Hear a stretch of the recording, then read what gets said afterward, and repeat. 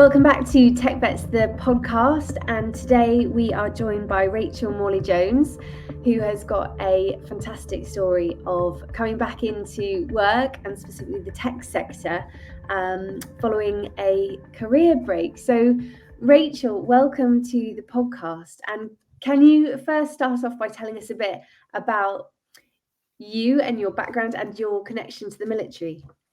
Thanks for having me. I'm married to Phil, who is a part of the Royal Air Force. We've been married, over like 16 years now, so I've been connected to the military for that long. We've travelled around overseas in the UK, and I've got two children who I've been looking after for the past 15 years. And so I've been out of work for roughly that amount of time.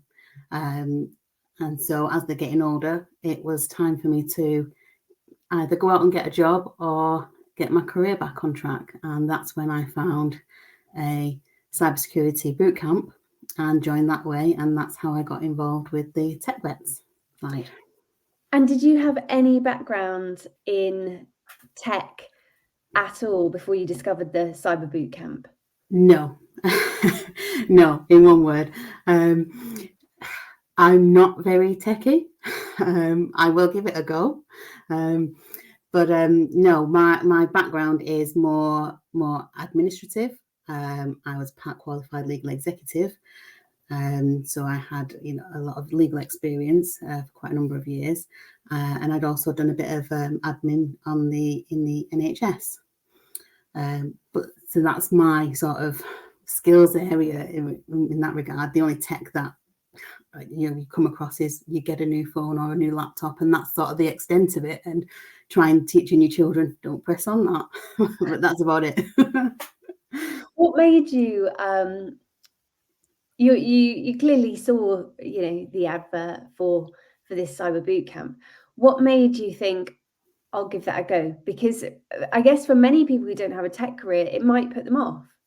Yeah, it was just the curiosity, because as my children were like teenagers, and it was just an advert that came up and like, did you want to learn more about cybersecurity? And you see the word cyber in various areas now, and it was like, what is it?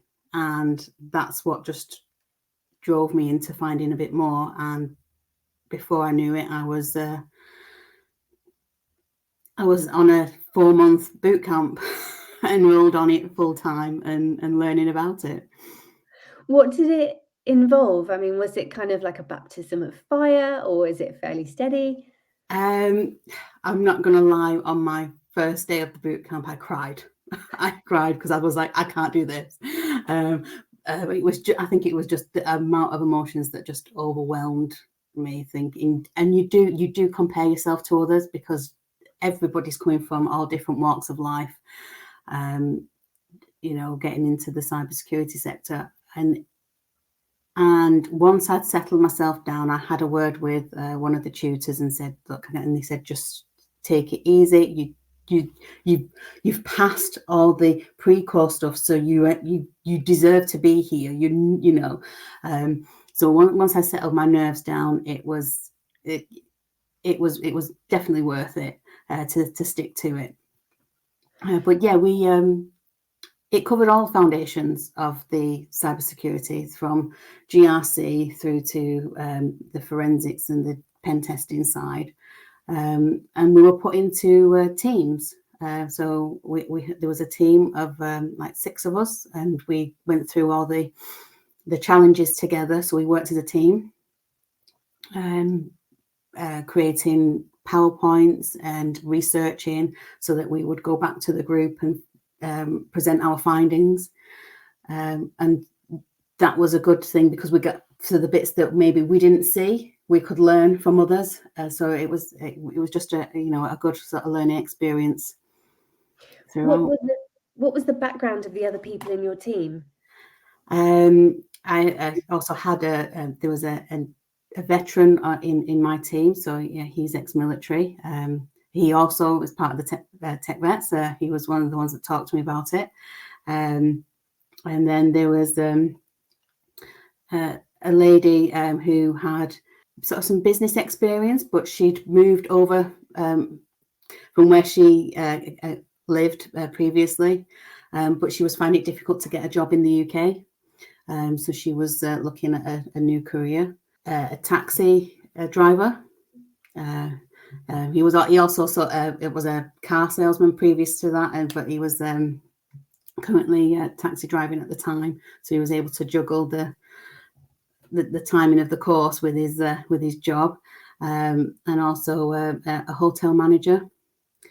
So did all of the people in your team complete the course? Yes, we all completed it. Yeah. That's amazing. And do you stay in touch now? Yes, we have our WhatsApp group chat. It was only yesterday someone popped on and went, "How's everyone doing?" So we all had a sort of a chat and just sort of discussed what we're all up to. There's a few of us that have managed to secure employment, and there's some people taking a bit of a break. Yeah, and some of them are just continuing with their studies and learning more. That's amazing. So when you finished the course, were you looking for jobs while on the course, or because you're in employment now? Yeah. So tell us about how that happened from doing the course to landing the job. Yeah. So as I was coming towards the end of the course, which was run by Caps Lock, the careers team asked me if I wanted to go to an interview with a company. So I went for that interview, but I wasn't successful, but it was still nice to be considered. So that sort of started me looking more for jobs, because I'd sort of put off, I wanted to get the studying done first, and then look for jobs afterwards. So I started applying after I'd finished the course. You get a few knockbacks, and so it then sort of puts you off a little bit. But in between, I wasn't solely just focused on getting the job. I was continuing with the studying and just keeping it fresh in your mind. And then it was in I'd gone to a couple of interviews, and unfortunately I wasn't successful. But then in the summer, so last summer, I was approached by a company who I'm now employed with. I had a few conversations with them, and they were just waiting for some contracts to be signed off before they could take me on. It sort of took quite a while before hearing anything, and I wondered whether or not, oh, maybe I've not got it. And I was talking with a career advisor back in January, just gone, saying, I don't know what to do, because they seemed really sort of that they were really looking forward to having me. Do I reach out? And they was like, yeah, you've got nothing to lose. So I was getting my email ready to sort of just ping off to them to ask, if they still were interested. And they beat me to it, and they sent me an email and asked me if I was still looking for a job. So I was like, yes, and then had a chat a day or so after, and then started work the following week. It was a quick transition, but yes, although it was, like you say, like a long time from the initial conversation, the interview wasn't as challenging as some people have. Some people go through multiple interviews, but this was just a really nice informal chat of getting to know you, what you're interested in, and what I could bring to the team. And that's what they liked, and that's what I'm bringing to Arculus. It's just a nice place to be. That's amazing. And did you were you ever hesitant in saying, I'm a military spouse, or did you just kind of own it? I've learned to own it now. There has been sort of times where it can hold you back. It helps that there are more remote jobs, because it can't really be that much of an issue anymore. In the past, it has been an issue of bringing it up because people just think that you're not going to be loyal, that you're just going to leave at, you know, a drop of the hat. But no, it was definitely not an issue. And as soon as I raised it, I was instantly sort of informed that they have multiple members of ex-military and, you know, connections with the military within them. I work daily with ex-military people in my team. Oh my gosh, that's amazing. And I think that's such a reassuring thing for so many people and those listening who are forces partners, because it can be such a kind of, you know, do you say anything? When do you say something? But I think you're right, the stigma is changing. Yeah. And people are kind of embracing the skills because, you know, when you say you've been kind of married to someone in the services for 16 years, that gives you a unique set of skills. Mm-hmm. And when you went to those interviews, did you use any kind of examples of the military lifestyle to back up your skill set?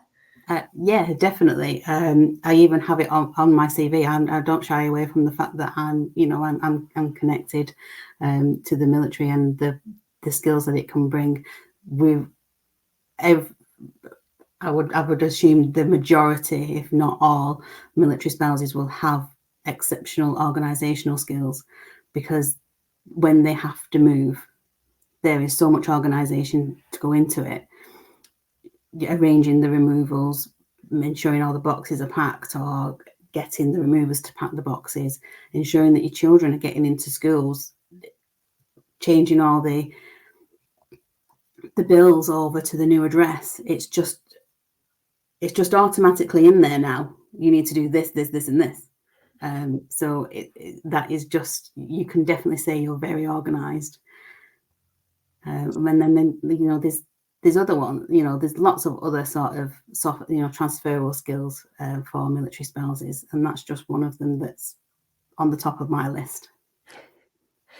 And the course that you did with Caps Lock, and the things that you learned on that course, are you applying them in your job now? Yes, yeah.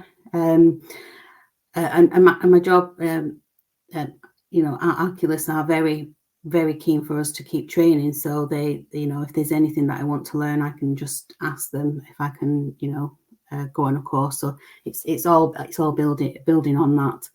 But yeah, we work daily with local authorities, ensuring they're, you know, we provide cyber support for them to, you know, enhance their cyber hygiene. So it covers all aspects of their cybersecurity through backups and vulnerabilities, through to policies putting in place.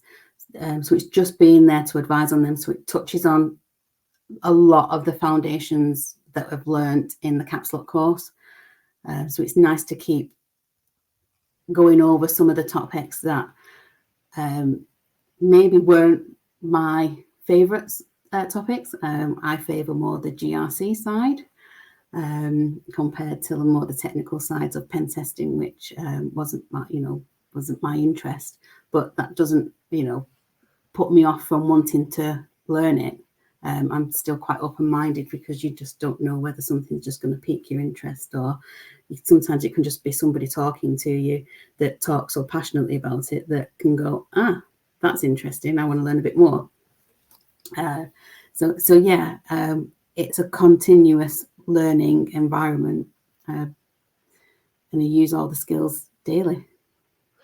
And how has the change affected your family life? Because I guess you must have had that sliding doors moment of, do you go back into kind of an administrative job, or do you, which is safe, or do you take the risk on the cyber? And what's it been like for your family since you kind of made that seminal decision? Yeah, it was I won't say a difficult decision, but it did make me sort of step back and think, because I was actively looking for a job, and they were like admin jobs within my local area.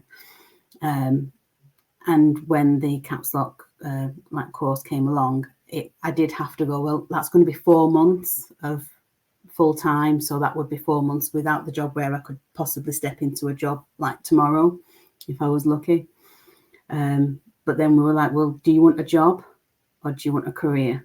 Do you know? So, and the career is what I wanted. So I, decided on that. And I'm just grateful that there are companies out there that are prepared to give entry level people the time to develop the skills, use their transferable skills whilst they're learning more knowledge. And it's because it's remote, it hasn't impacted greatly of having to be away from my children. I can still be there, as and when. So during the school holidays, I'm still around. Although I might sort of shut away off from them, but that it's still nice that I'm still there should they need me, so that they don't like burn down the kitchen. But yeah, it's impacted us more financially, and I'm just generally happier. I don't think people understand that being a full-time mum sometimes is when your children get a bit older, you stay at home, and a lot of the time all you see is the four walls around you, so you don't get to get out a lot. So doing the course has built my confidence levels back up to what it used to be when I was working in the legal sector. And because I speak to people every day, I'm just generally happier. I don't go to bed and lie there possibly just waiting to fall asleep. I am actually sort of tired and I drift just naturally to sleep. I haven't got that, that chatter sometimes of negative thoughts. They've like, a lot of that sort of stuff has disappeared. So it's been a mentally good change for me as well. And when you mentioned about the kind of financial change for the family, what's the difference between the kind of admin jobs that you were looking at and where you are now? Are you in a better position having done the training and gone into cybersecurity? Yes, yeah, definitely in a better position. I would probably say the admin jobs that I were looking at were probably maybe to about a third less than the salary than what I'm getting now. So just taking that extra bit of time to learn, new skills was definitely worth it. And what? Oh, sorry. Go ahead. I was just going to ask you what does your partner feel about it? Is he now itching to leave the RAF and retrain in cyber too? I don't think he wants to go into sort of cyber, but he's definitely become a little bit more open-minded of you can sort of reskill and you can do things if you want to, but also it's also lifted that bit of weight on his shoulders because he's been the sole income provider for us for so long. So we've only lived off his wage. He's now able to go and look for something if he wants to and not feel that I can't, because if I can't get a job, we've got basically nothing. So we've got that bit of comfort and that bit of security that, if he does want to go off and do something different, then he can. That's fantastic. And I think that's probably something that a lot of people will feel as well, that, there is a lot of pressure if there's one person who's serving and they can't really look at their options. And so it's brilliant that you've been able to kind of unlock so much potential, but for yourself, but also for the family. And for other people listening to this and thinking, how how do I find out how to, where do I even start? How did Tech Vets play a part in your journey to where you are now? Yeah, Tech Vets. So I came to Tech Vets while I was partway through the caps lock course, because obviously the guy on who was in part of my team, he mentioned them. So I joined with Tech Vets, and they've been like a wealth of knowledge. They've got a very active Discord channel, which provides a lot of information. There's lots of people asking questions, which sometimes you think, oh, I didn't think about that. And there's different, they're always providing a lot of helpful advice of which courses to possibly take to find your route to the, your where you want to be. They provide a lot of links for jobs, which I've used their job board, and I've also used access to the like the free courses that they provide. So very grateful to Tech Vets for providing such wonderful service. They also help with the CV front, but I didn't need to take up that service. I'd already managed to get the CV service through the caps lock. But yeah, Tech Vets do quite a lot, and it's it's much appreciated. And anybody that mentions that sort of tech sort of side for jobs, then Tech Vets is the first thing that comes to my head and go, you must join. Did you say you'd had a look at the Google project management? I did, yeah. I'm currently in the process of doing that, yeah. So hopefully I'll be finishing that later this year. What made you choose to do that? I started studying that as I was looking for jobs. I just thought it would be a skill to enhance the job in itself, and it was also a question on some of the interviews that you sometimes get. They ask, like, tell us an instance of like a project that you've done, and how did you manage it, and this. And I always used to go a bit blank. I'm like, well, what projects have you managed? And let's say doing the course, it's sort of helped me to understand, well, we're doing projects all the time. And it's just, but it's now just learning, the projects a bit more in depth. And it will help with, the company that I work with, because there's lots of projects going on, and how to organise it and how to just deal with the projects and things. I think it's a great skill to have. So I was grateful for doing that. Yeah. And so when do you finish that course?